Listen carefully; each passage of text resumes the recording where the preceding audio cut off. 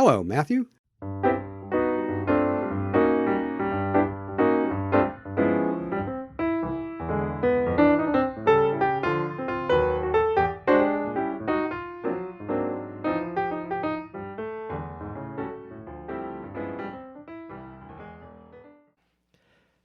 Welcome, everybody, to the Tuck Shop Podcast. As always, I'm Matt Cernell. Thank you for downloading and listening. David's still running around. He's on assignment, but I wanted to kind of spend a little time with you and tell you about some of the cool stuff that's going on, like usual. And then I have our Alumni VP and former State Senator John Wozniak stopped in, and we actually wanted to go over a really cool program that the Alumni Association just launched this week and explain what we're doing and some of the cool things that are going to come out of that and how you can be a part of it. If you came out and participated in the Levity Brewing event last week, thank you. There'll be more of those coming in the near future. I know David has talked about looking out towards Pittsburgh, but also has talked to some folks and is going to start laying the groundwork for a eastward push. Our alumni are lots of different places, and I can tell that by the people who download and subscribe to the episodes here. So we're going to continue that effort across the board. And so anyone who came out, braved the really cold weather, thank you.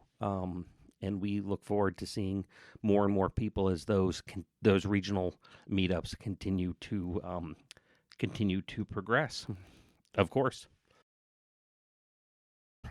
couple cool things going on campus. We're hoping to have a regular week with no snow or other type of issues, of course, but that'll be nice.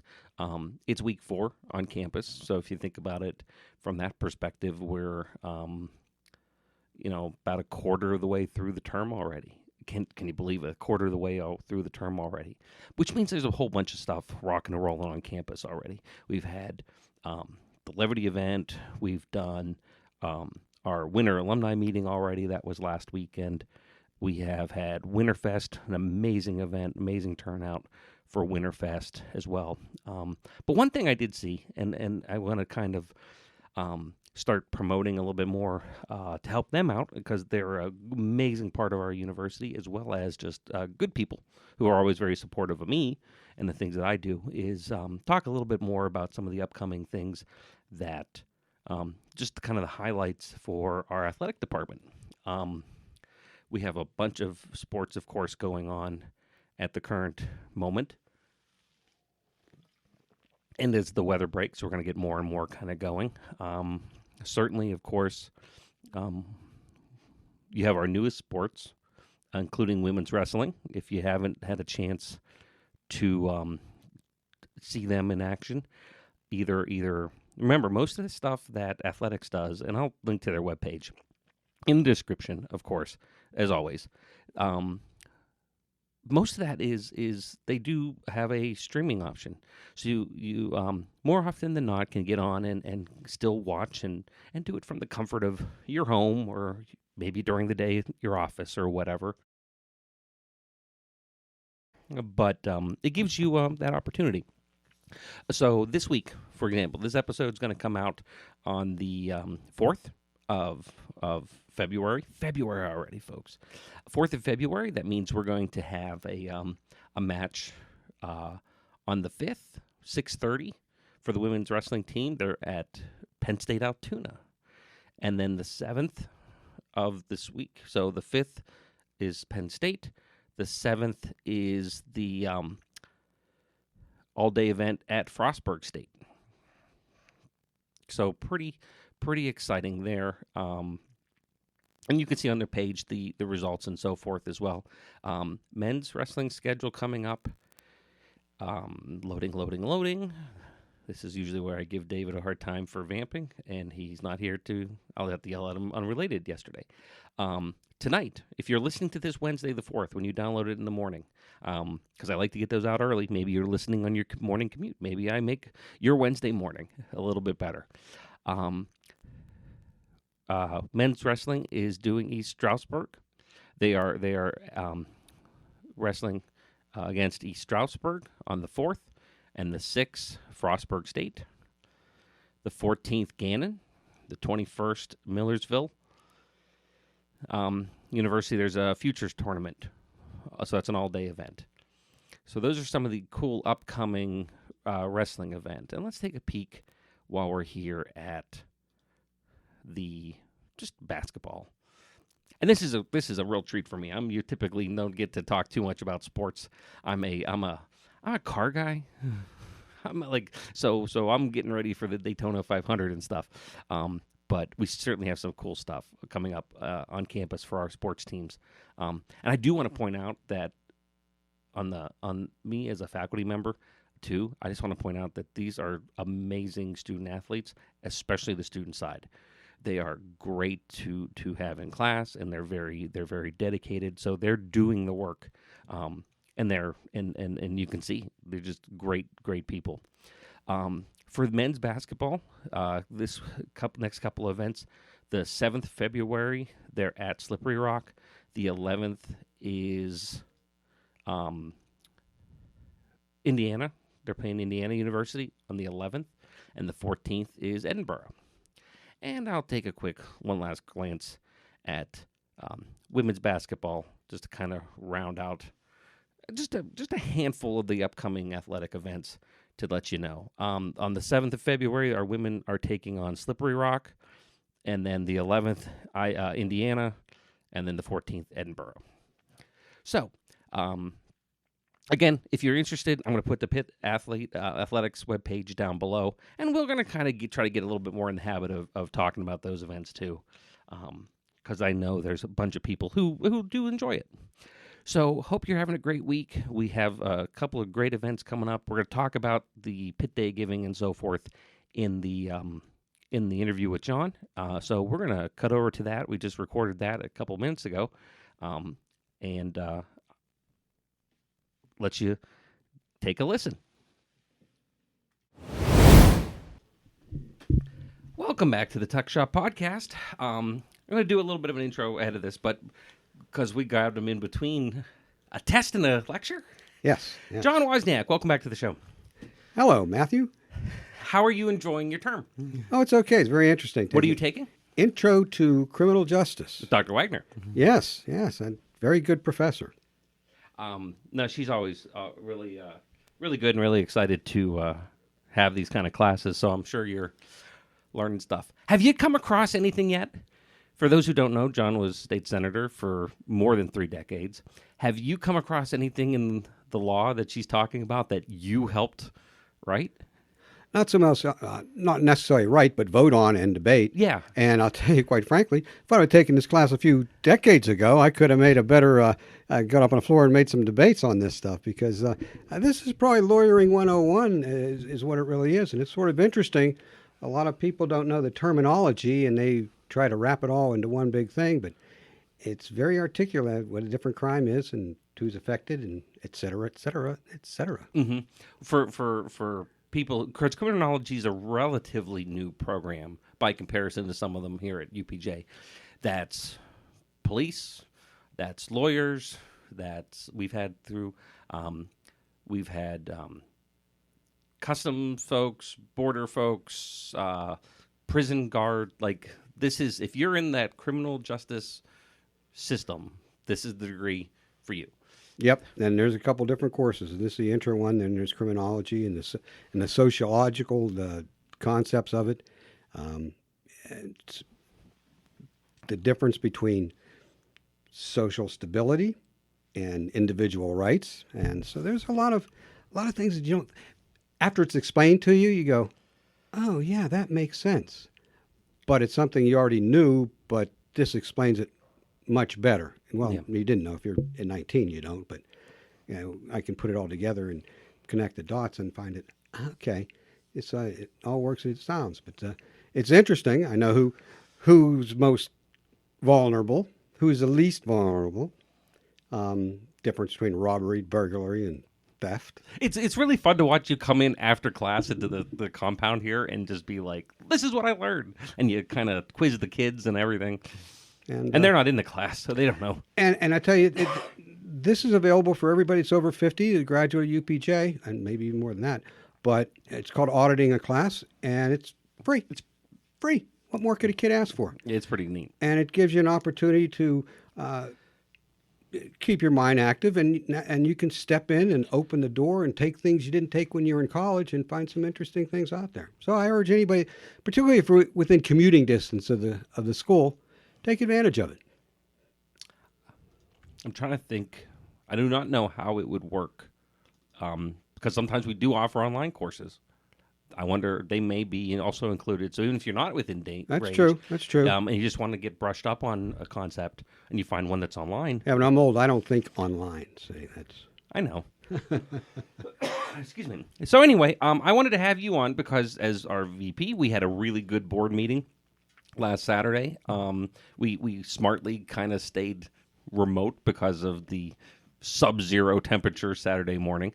But we had a really good alumni board meeting where we kind of finally got our arms wrapped around and launched our new education alumni initiative, the A.S.C.E.N.D program. You've been now part for this for 7 or 8 years. Yeah, it goes quick. When we do an event, Mountain Cat, golf, we've done dinner theater in the past, whatever. That money has to go someplace. And we have a fully invested, endowed scholarship for juniors. That means when we started that, effectively what we found is there's a lot of money for people as freshmen coming in. A lot of support, a lot of excitement. But there was very little for the people who needed that last push. So that's out there, and that's still running. We're going to do another bunch of awardees this spring. But we were looking at the opportunity of making a new scholarship. And scholarship rules have changed with how the university works with it.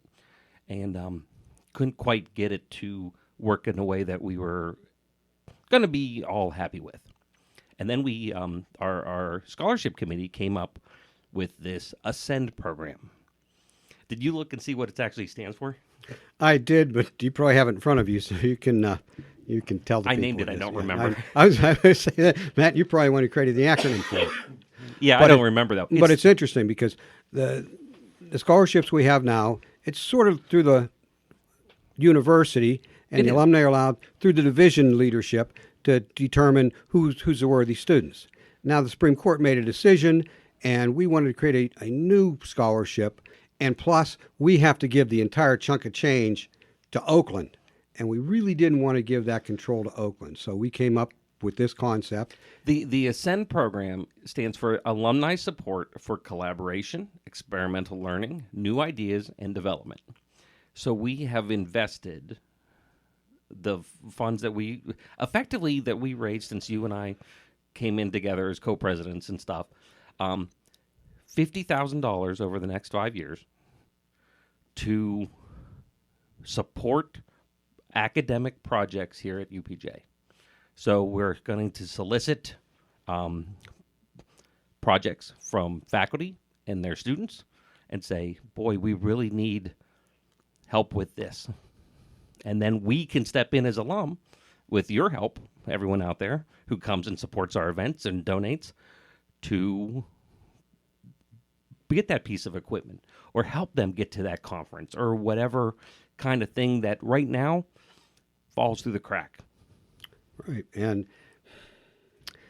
although there's hundreds of millions of dollars that go into higher education, there's never enough money. And this is something alumni said we could take this challenge on. And there's always some piece of equipment, there's always something going on that doesn't fit within the criteria perhaps of the university, or they don't have it budgeted for it. And this gives us an opportunity to raise money and to help the university that, quite frankly, helped us out. Yeah. And we're giving back, and hopefully other people listening to this will make a contribution to the university, but you can give it to the alumni for this particular project too. And our interest in is to raise enough money so that as we burn through our $50,000 over the next 5 years, to make sure it's sustaining. And that's why we have the Mountain Cats, the golf outing, and the different fundraising opportunities we have out there, so that we have we can continue our journey. There's an in alumni helping the- line item coming up for Pit Day Giving, for example. You can And when is the Pit Day of Giving? 24th of February. And how can people access that? I will make sure there's a link down below, but more importantly, follow David's social media, because he was going to continuously push our LinkedIn, our Facebook, this show, just always push, and you'll see it out there because David's really good about doing those sorts of things. I like this idea, and I was actually talking to our friend Jim Sestrich yesterday, and he kind of did the analogy of, and I thought it was the perfect kind of analogy for this program, is the little super tiny stuff we can figure out. That's no big deal in these departments and whatever. The big stuff is actually not that hard either. Here's, we're very lucky and secured the new Muslin Center. It's that stuff in the middle. And he actually kind of went back to your old world of the walking around money to say, let me fix this little project up. Let me get this. This is kind of where we get to come in now and say, hey, we can find that.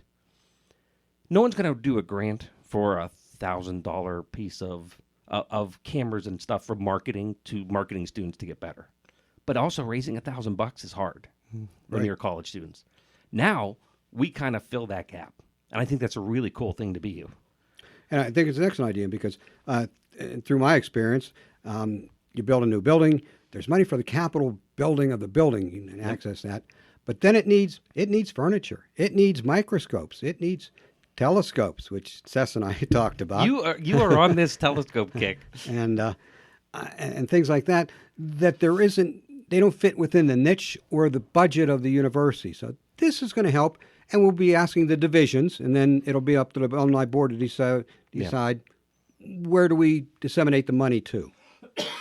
It's going to be putting a puzzle together. This piece and this piece all works together because the ultimate goal is to do the most good for the most amount of students on campus. And we're going to get to do this for the next bunch of years. I'm real excited about it. The committee's been great. Our committee's spearheaded by Dr. Letney, who runs a really good scholarship committee meeting. Really, really on it. And certainly those who are longtime listeners to the show have heard Doug here plenty of times, especially around our student-teacher conferences. But he takes it very passionately and is very, very dedicated to it and helped us build a really good system for this. So I'm excited that we have been able to get this together and launch it. It's a major initiative for the alumni. It's a major investment. Yeah. $50,000 isn't something. It's not a cup of coffee. I mean, you're going to get something bang for the buck. And the nice thing about this is, we know how to stretch those dollars too. So we'll be very efficient in how we acquire the things that are necessary out there and what the divisions will be requesting of us. I'm real excited. Yeah, that's a very good point. We are probably, I think I'd put our group against anybody as far as the ability to stretch a buck. Well, look at it this way. If you did it the university way or the government way, you'd burn that money up just in a study as to what people need. Yeah. This way, it's like, look, we can go on Amazon and get the stuff for a dime instead of $1 of what would be if you did it through the corporation. I'll give you a good example. I know there have been projects where even on campus or that I've been involved in on the municipal government side that $50,000 is the engineering. And all you get is a pamphlet or a book that says, here you go. Yep. This is $50,000 that actually is going to be tangible things that students are going to touch and feel and use day in and day out for a long time. So I'm real excited. I'm very thankful to the support of the scholarship committee and Dr. Letney, as well as all the support that the board gave it. It was a unanimous thing.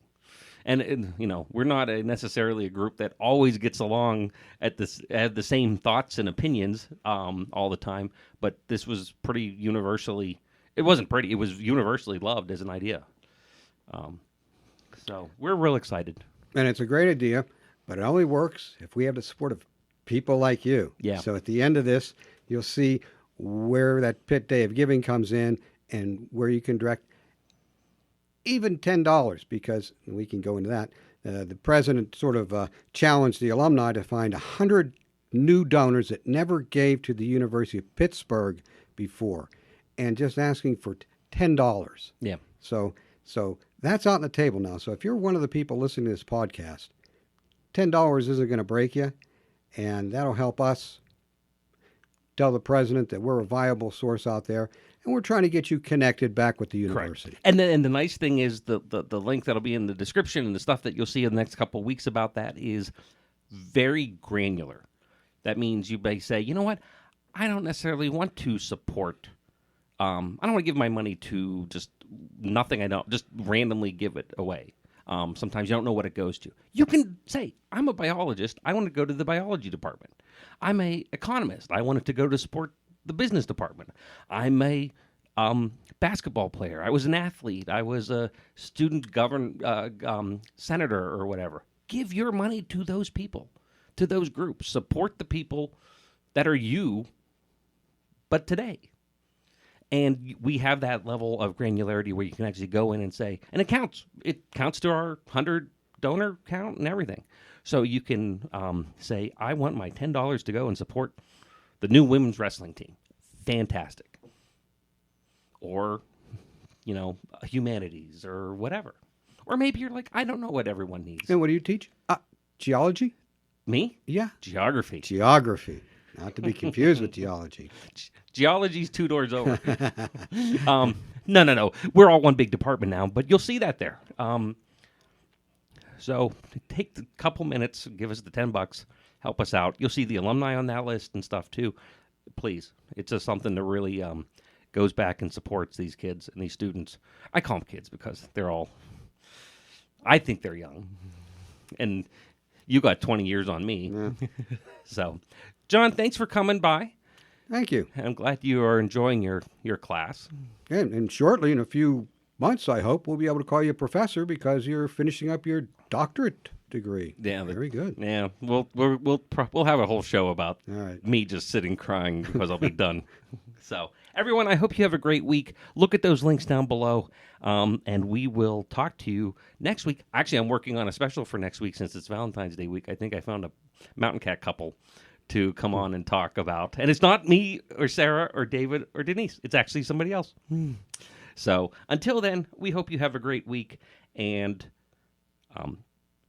talk to you later.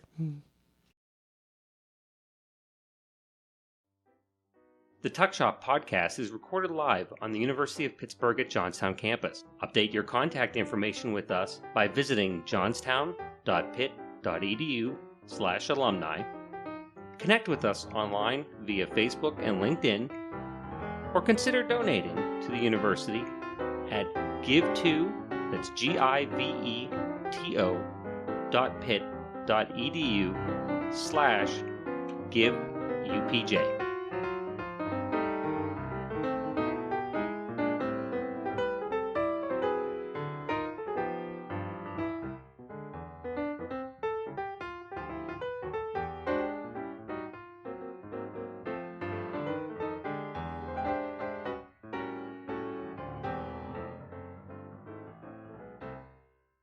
This has been a production of Quantum Wave Media. Views expressed do not necessarily reflect the opinion of the University of Pittsburgh at Johnstown.